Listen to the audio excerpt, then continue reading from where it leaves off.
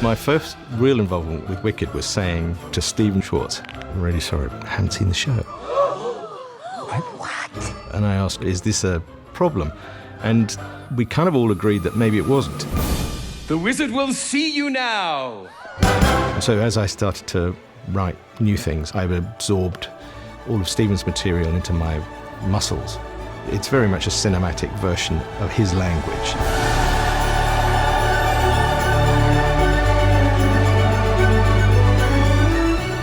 John Powell, he didn't even want to watch the movie with any of our score. He just watched it with no music at all.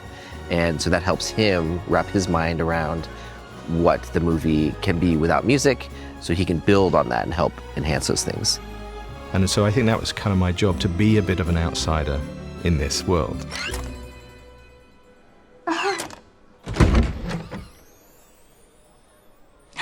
Come in. How to create the sound of pink. John kept saying that. So you walk into a room and it's pink. What does it sound like? I mean, you look at the film, it's like there's candy. So I played around with, like trying to be fanciful. I even had recorder ensembles. And it was really just trying to find the right level of, what I call, in animation, I call the stalling number. So all of that Bugs Bunny stuff that's incredibly tight to picture. People's eyebrows and their expressions changing and timing and things. So getting that right was quite hard, and just trying to make John laugh.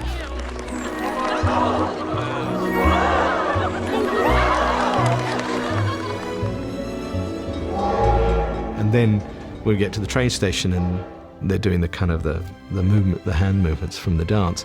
That was a bit of a shock to John, because I just put the biggest, giantest version of No One Mourns the Wicked.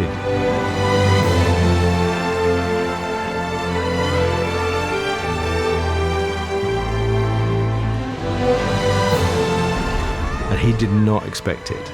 I didn't know she was going to get on the train, and I needed to say that, because that's, in the storytelling, that's how I felt. It's like, Glinda's going to stay there and Elphaba's going to go off to Oz. I didn't know she was going to get on the train, so why would the audience? Bye! And then there were moments when we had to find sort of something that just didn't exist in that sort of subset of thematic material that was in a way new to how John was making the film. Well, she doesn't need your help. Stop, I just need to find my room. I'll bring you there myself. The scene when we first see Elphaba and her powers, that's where I first wrote the kind of this dark magic theme, because I needed something that would follow her all the way through in these moments.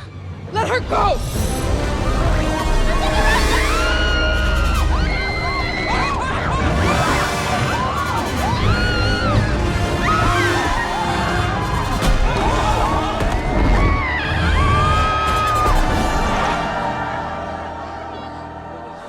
And then we developed one tune which we called the Green Toy.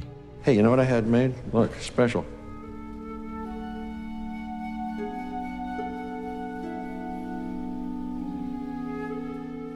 And that was very important for John, because he needed something that talked about, the first time she was able to be authentic. Later on, the way it shifts as she falls, that's the bit where we really found the Green Toy tune to be the most effective, was as she's seeing herself as a child. And she sees who she really is. Sometimes you can alter how people perceive these performances, the subtleties. That's a language that I see and I read and I just try and react to. Here.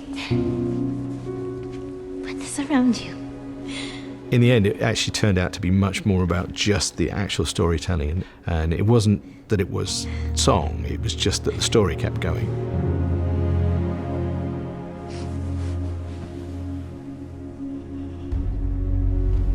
And so all of the elements I put in there were really about being so tightly attuned to those performances.